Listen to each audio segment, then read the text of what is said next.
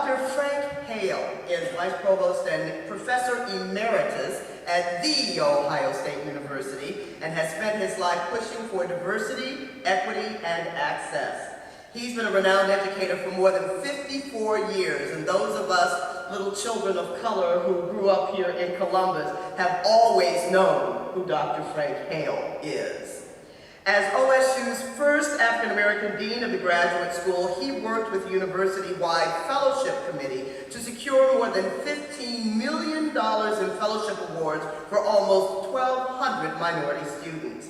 Dr. Hale founded OSU's Graduate and Professional Visitation Day program and the Minority Scholars program to recruit underserved and underrepresented student groups. Under his direction, OSU became the #1 producer of Black Ph.D. students. The Frank W. Hale, Jr. Black Cultural Center, established to develop programs with African American students in line, was named in his honor.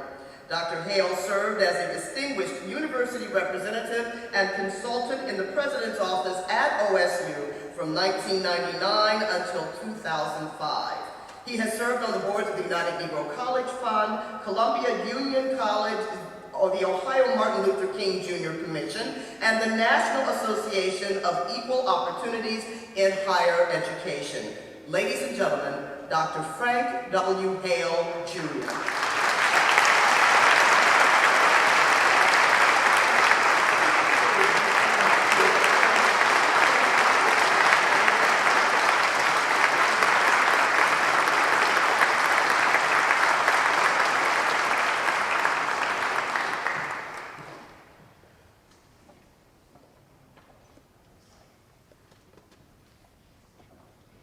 I want to thank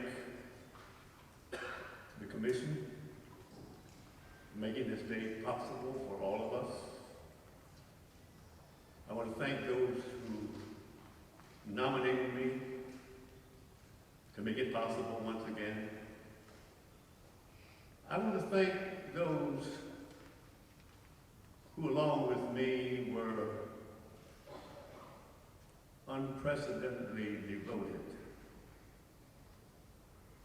with undimmed eye and unremitting vigor to support the programs that we've had for African American students at the Ohio State University. I want to thank all of you, a great cloud of witnesses who have come to support all of us, who in our own ways have attempted to push the agenda forward. I'm a child of the early 30s, agonizingly driven by the depression of those days, where parents, both insulated and cocooned us from the barbarities of that day. Or the 40s, when I sat in Monroe School in Topeka, Kansas, where we read from backless textbooks and sat at movable, mutilated desks that were hand-me-downs from the white institutions.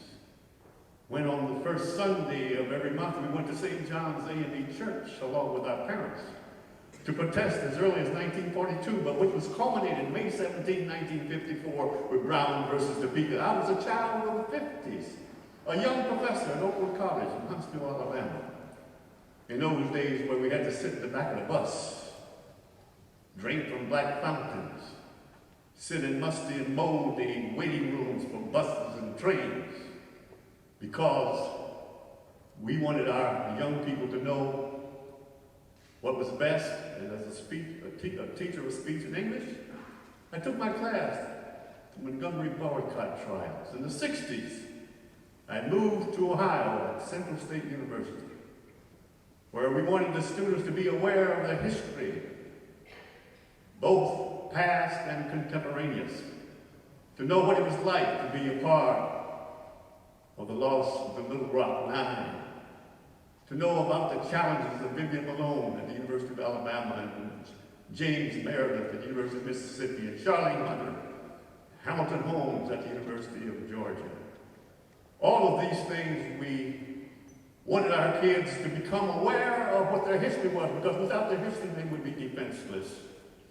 And at the same time, knowing full well that at some point we wanted to inspire them to make excellence comes back into our home.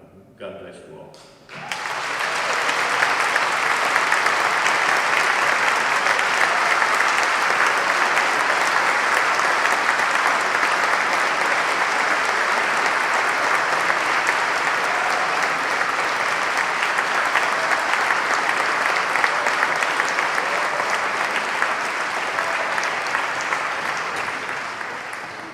And that's why he got a building